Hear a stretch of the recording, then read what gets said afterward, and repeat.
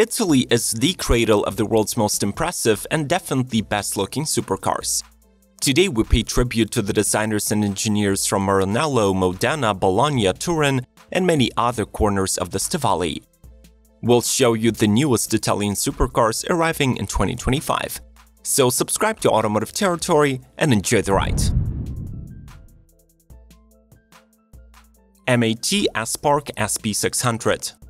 The original vision, funds, and engineering genius behind Aspark Owl came from Japan, but the project finally matured with the help of the Turin-based Manifattura Automobili Torino. The synergy of these enterprises resulted in the world's fastest, quickest, lightest, and the most powerful electric hypercar to date. The MAT Aspark EV platform is underpinned by a carbon fiber monocoque chassis and a double wishbone suspension. It consists of 4 electric motors, a dual-speed gearbox, and a 69 kWh battery. The system yields over 2,000 horsepower and over 1,500 pound-feet. Among the most prominent achievements of the Owl are 1.72 second 0-60 sprint and 258 mph top speed. Despite the latter parameter already being the world's record, the MAT Aspark team still came up with an updated design of the hypercar, currently labeled as SP600. This version managed to reach mind-bending 272 mph, which is the 4th fastest speed ever recorded by a production vehicle, regardless internal combustion or all-electric.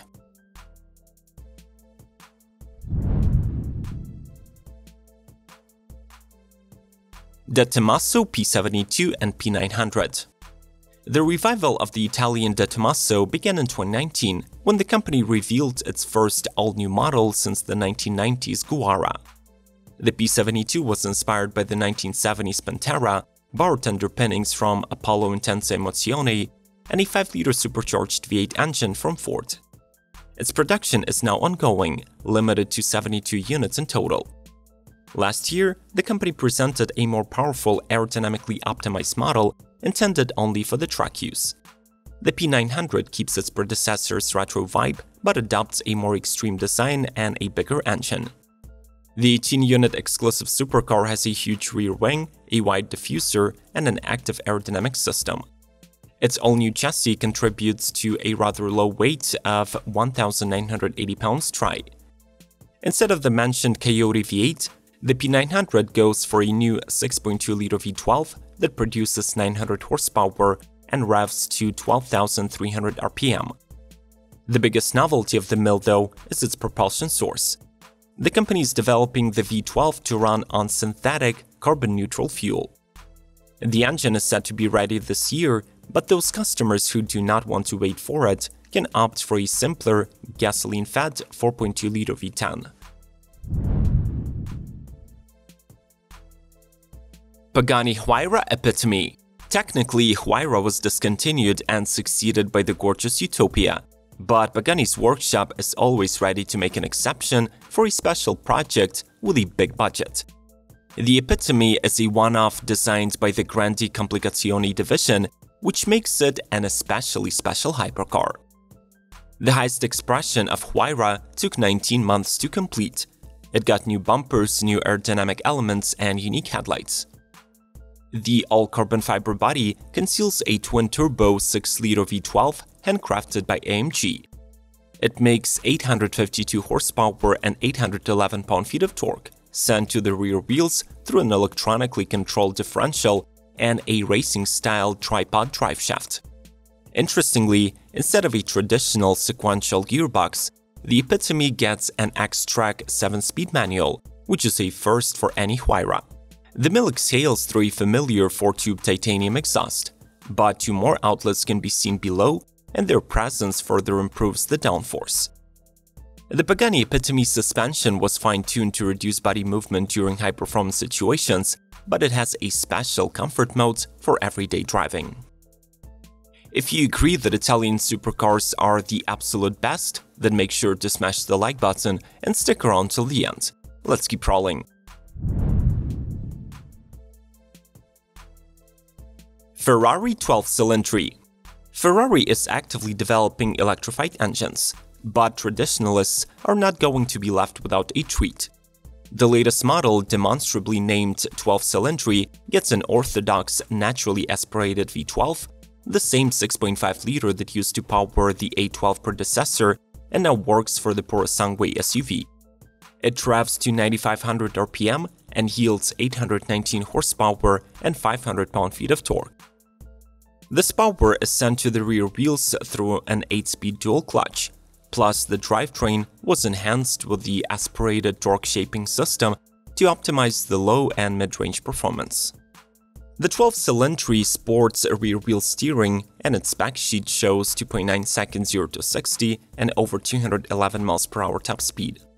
The major revolution is happening in the driver's headquarters. The new prancing horse flaunts a trio of screens with a dual cockpit design, meaning that both the driver and the front passenger get their own displays.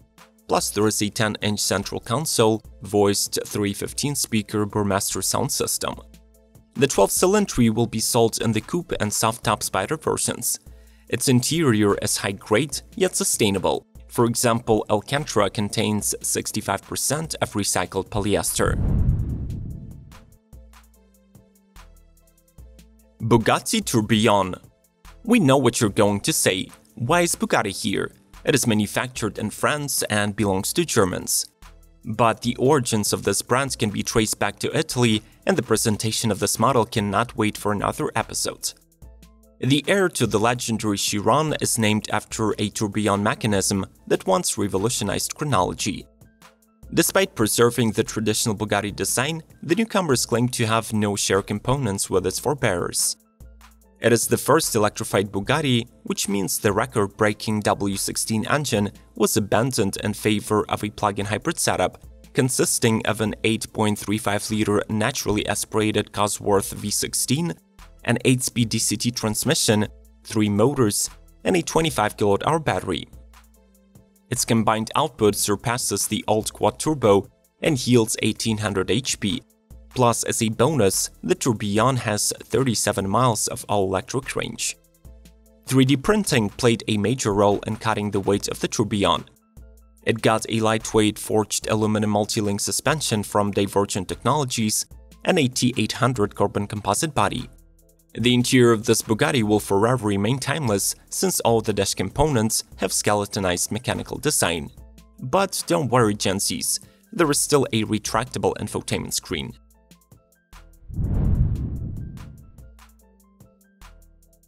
Pambuffetti PJ01. Giuri Pambuffetti has acquired the passion for automobiles as a child in his dad's workshop, surrounded by the engine's roar and smell of gasoline. His childhood dreams, backed up by decades of experience in the field, have resulted in the creation of Italy's first hypercar, inspired by the Formula One technology and not restricted by the marketing logic. Pure emotions are the only aim of the Pambuffetti PJ01, which is motivated by 5.2-liter V10 mid-mounted engine, making 800 horses. It is equipped with a racing-derived, non-synchronized electro-actuated sequential gearbox with the front non-synchronized gears and steering wheel-mounted pedals. The bodywork is entirely carbon fiber. The aerodynamics package includes huge diffusers on both ends and a large rear fin. This racing bolide has a pushrod suspension, ABS, 12-position TCS, a safety cage, and 2 detachable steering wheels, one for the track and one for the streets.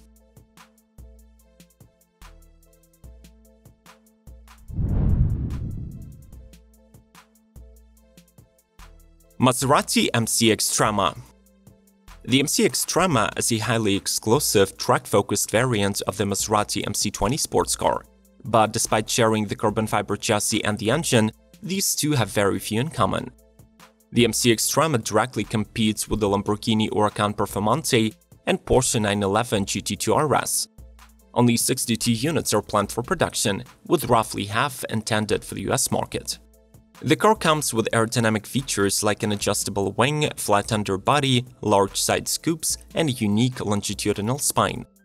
Its suspension features Öhlins 4-way adjustable dampers and adjustable anti-roll bars. This Maserati boasts a 740 horsepower Nettuno 3-liter V6 engine with 538 pound-feet of torque. A 110 HP boost over the stock model was achieved through the upgraded turbochargers and exhaust system enhancements. The newcomer employs a 6-speed sequential transaxle with a limited slip differential.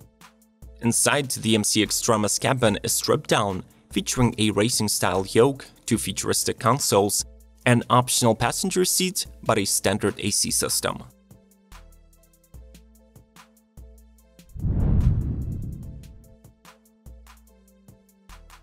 Alfa Romeo 33 Stradale. Alfa Romeo is making a comeback to the segment of supercars, but the actual development of the model was outsourced to the famed coach builder Carrozzeria Touring Superleggera. The name of this model is a direct homage to the original extremely rare 33 Stradale from the 1960s. And just like this old-timer, the new Stradale will be limited to 33 units. Underneath the carbon fiber Alfa bodywork hides a platform from the corporate sibling Maserati MC20. Therefore, it is a mid-engine rear-wheel drive supercar with a twin-turbo 3-liter V6, making 620 horsepower. Alternatively, the 33 Stradale can be ordered with an all-electric powertrain from the Gran Turismo Folgore, which is good for 750 ponies, 986 pound-feet of torque, and about 250 miles of range. Regardless of the source of propulsion, this Italian is expected to get to 60 in under 3 seconds, and the top speed is claimed to be 207 miles per hour. Being a boutique creation, this Alfa Romeo offers countless personalization options up to the custom VIN number. The interior will have 2 major styles, classic Tributo and the performance-oriented Alfa Corse, with a combo of leather, carbon fiber, Alcantara, and aluminum.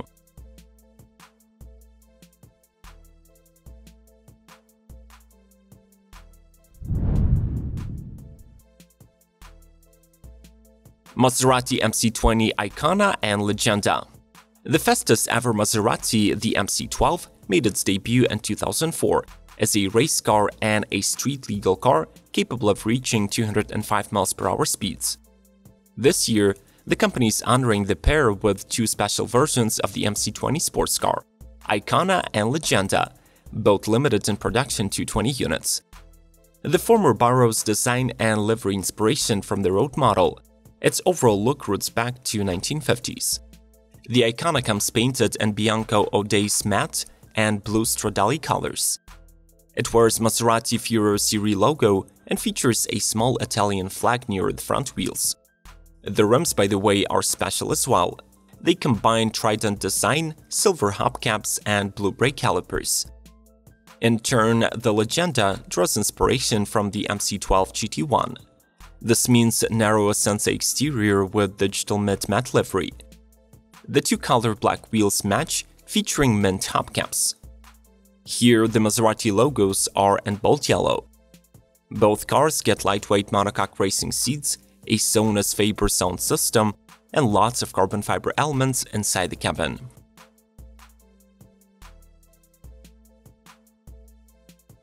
How do you feel about Italian cars? Are these the most beautiful and desirable supercars of the modern age? I want to hear you out in the comment section below. Before you leave, make sure to like this episode, subscribe to Automotive Territory, and proceed to exploring the world of high-performance automobiles through the links on the screen. May the torque be with you!